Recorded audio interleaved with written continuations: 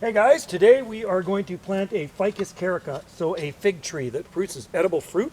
I had this one gifted to me about a week ago, and the lady did not want it, so somebody dropped it off for me, and now we are going to plant it down in our garden here.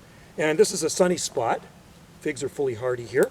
The worst part was getting this thing down here from 300 feet away down a slope, so I used the hand dolly. So I don't know the variety of this fig. It could be a La Tarula, could be Desert King, could be Blackjack, could be Cadota, could be Mission, Brown Turkey, who knows? Valdez, there's so many different varieties of fig that work here on Salt Spring Island. We actually have a fig farm just down the road from us, and I think there's probably about 180 fig trees there, producing well. They sell them in the at the farm market they have there on the by the fig farm. So anyway, I've already dug a hole. The soil down here is very sandy. So what we got to do, you know what? I think can we get this out of here? Look at that. Beauty. So one thing about figs when you plant them, remember the roots like to run. So if you can constrict the roots a little bit, keep them a little bit more root bound, they seem to produce more fruit. If the figs run, I think if the roots run, I think a lot of the energy goes into the roots rather than the fruit. So this is our garden plot, and we didn't have much of a garden this year at all just because it was so dry, didn't have time to water. So right now I'm going to pop this in the hole. This is actually, loosen this up a little bit, and I'm glad it came out easy. And you can grow figs from cuttings pretty easily too.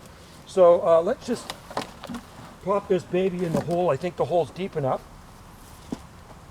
Oh yeah, look at that. So I can actually probably tilt it up a little bit like that. That way it'll grow more straight up by the fence. And then I'm going to backfill it with this soil. I didn't add any other soil. I'm just using the forest kind of loam sandy soil. So if you want well draining soil, that's the key. And I'm not going to bother watering this. It is October, and we're getting into the rainy season. So we'll let Mother Nature water this. And if we're here long enough at this place, we'll enjoy some figs. If not, well, if we end up selling this place, the new people will enjoy the figs. So I'm going to create a bit of a well around it too. This is actually really nice soil for a fig. Just awesome. Pack that down a little bit. I could probably get some water out of the pond.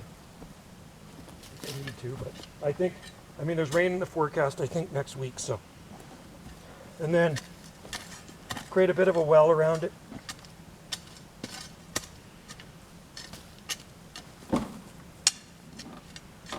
That's perfect.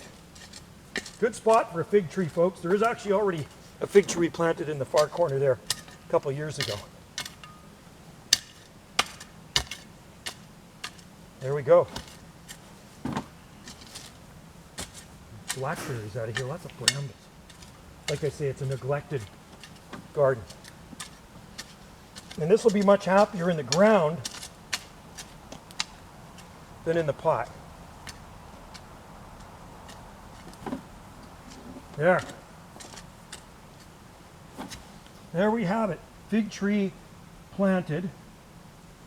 And let's create a little bit of a well around it so it does actually capture some water. So drainage is extremely fast here, and it gets pretty much all day sun. That's what fig trees like. They're a deciduous tree. They do look tropical, but they're a Mediterranean plant which thrive on our island. Okay, done deal. Fig tree planted. Don't know the variety, don't care, doesn't matter. So there it is. Right there. Doesn't look like much right now. It was dried out, so it lost its leaves.